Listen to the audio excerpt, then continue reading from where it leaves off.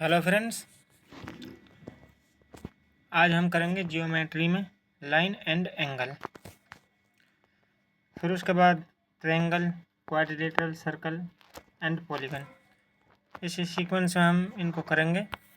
आज देखते हैं लाइन एंड एंगल। इससे पहले हम बिंदु के बारे में जानेंगे। बिंदु एक ऐसा वृत्त होता है जिसकी त्रिज्या शून्य होती है।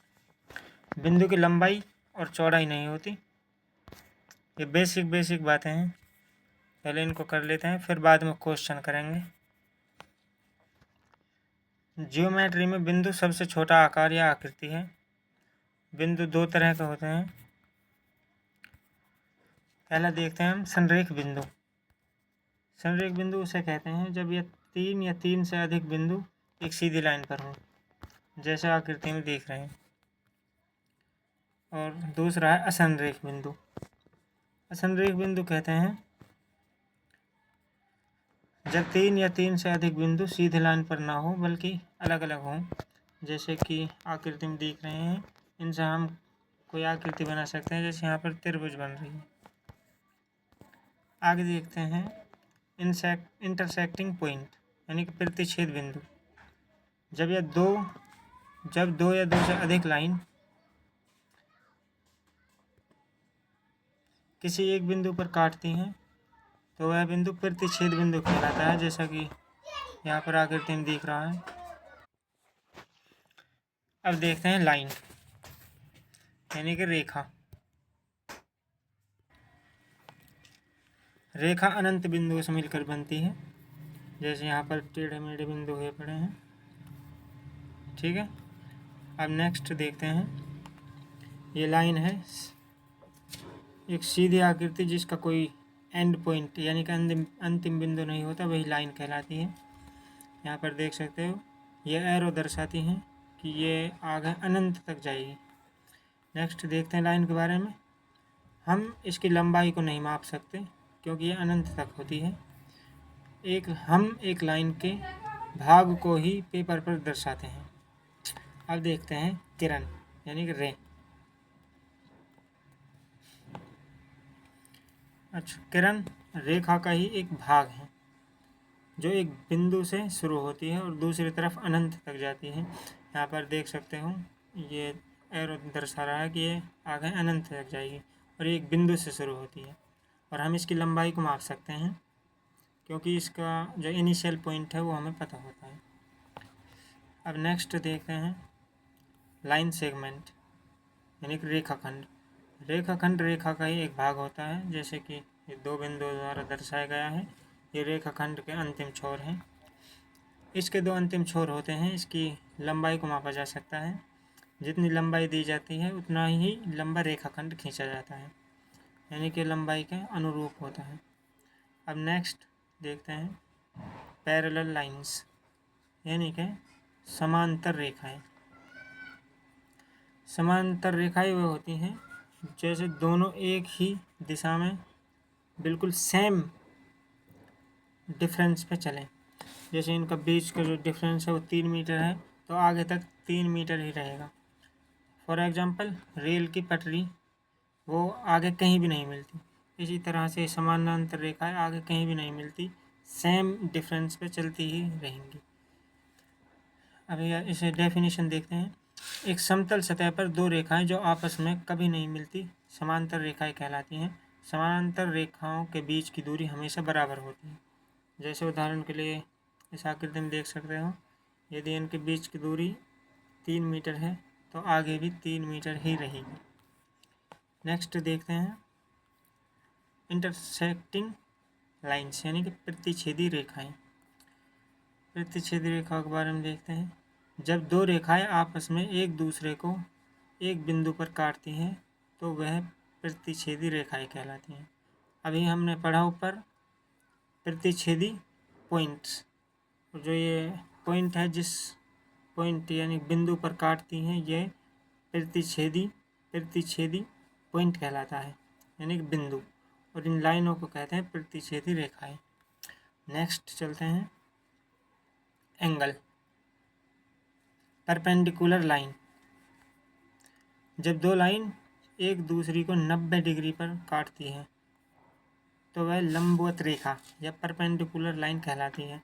जैसा कि यहाँ पर फिगर में देख सकते हैं, ये लंबवत लाइन है और ये निचली लाइन को 90 डिग्री पर काट रही है। नेक्स्ट देखते हैं कर्व लाइन यानी कि वक्र रेखा। वक्र रेखा टेढ़ी मेढ़ी होती है, यहाँ पर आकृति में दी गई है, इसे ही वक्र लाइन कहते हैं। नेक्स्ट ऑब्लिक लाइन या ट्रांसवर्जल लाइन, तिर्यक रेखा। तिर्यक रेखा ये जो दो समांतर रेखाएं हैं इनको ऊपर से गुजरने वाली रेखा तिरछी, ये तिर्यक रेखा है। स्ट्रेट लाइन मतलब सरल रेखा, ये सभी को पता है, ये आकृति में देख सकते हैं। अब पढ़ते हैं एंगल यानी कि कोण। कोण क्या होता है? एक उभयनिष्ठ प्रारंभिक बिंदु वाली दो किरणों से बनी आकृति को कोण कहते हैं। यहाँ पर देख सकते हो फिगर में, ये एक पॉइंट से दो किरणें जा रही हैं दोनों तरफ, ये एंगल बना रही है, इसे ही कोण कहते हैं। आगे देखते हैं, किरणों को कोण की भुजा कहा जाता है। जो ये किरणें हैं इनको कोण की भुजा कहा जाता है। और सामान्य प्रारंभिक बिंदु को कोण का शीर्ष कहा जाता है। कॉमन इनिशियल पॉइंट CIP मैंने इधर लिख भी रखा है, यहाँ पर देख सकते हो। आगे देखते हैं, कोण को डिग्री में मापा जाता है। क्वेश्चन आ सकता है कि कोण को किस में मापा जाता है, तो डिग्री में मापा जाता है। नेक्स्ट, किसी कोण को मापने के लिए प्रयोग किया जाने वाला विशेष उपकरण चांदा कहलाता है, यानी कि प्रोट्रैक्टर। ये चांदा की आकृति है, इसे देख सकते हैं।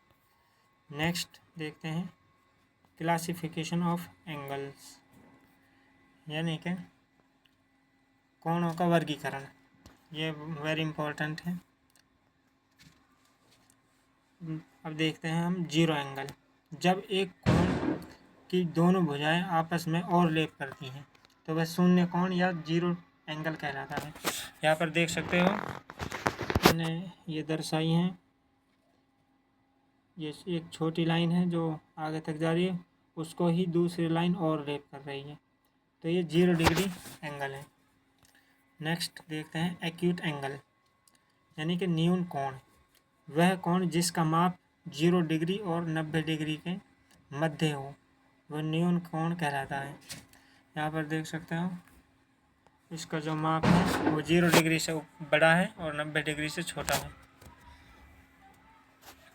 तो ये न्यून कोण है। और नेक्स्ट देखते हैं राइट एंगल।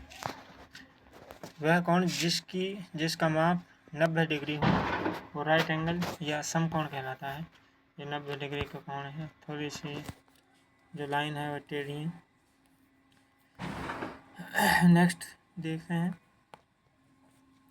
वह कोण जिसका माप 90 डिग्री और 180 डिग्री के मध्य हो अधिक कोण कहलाता है, यानी कि ऑब्ट्यूज एंगल।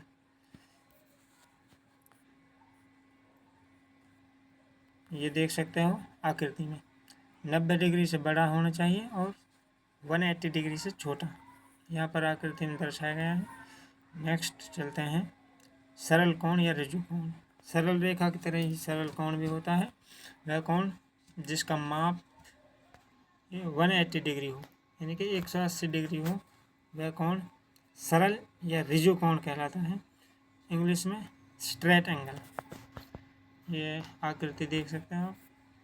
अब नेक्स्ट चलते हैं रिफ्लेक्स एंगल। रिफ्लेक्स एंगल को हिंदी में वृहत कोण कहते हैं। वह कोण जिसका माप 180 डिग्री से अधिक और 360 डिग्री से कम हो वह रिफ्लेक्स एंगल कहलाता है। यहाँ पर देख सकते हो ये दर्शा रहा है इधर से, तो ये रिफ्लेक्स एंगल है, 180 डिग्री से बड़ा है, 360 डिग्री से छोटा है। नेक्स्ट चलते हैं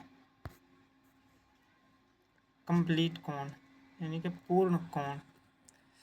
जिस कोण का माप 360 डिग्री हो वह पूर्ण कोण कहलाता है। यहाँ पर देख सकते हो आप, ये इधर से घूमकर ये रेखा उधर ही आ गई है, ये 360 डिग्री कोण है। ये 0 डिग्री की तरह ही होता है, लेकिन 0 डिग्री में दोनों रेखाएं एक साथ ही ओवरलैप करती हैं, ये थोड़ा घूम कर आया है इधर से। तो थैंक यू, इतने ही थे कुछ ये सारा लाइन एंड एंगल का पोर्शन। अब नेक्स्ट हम क्वेश्चंस करेंगे इसके बारे में, अगली वीडियो में इनसे संबंधित कुछ क्वेश्चंस देंगे। वीडियो अच्छी लगे तो कमेंट करें। Thank you.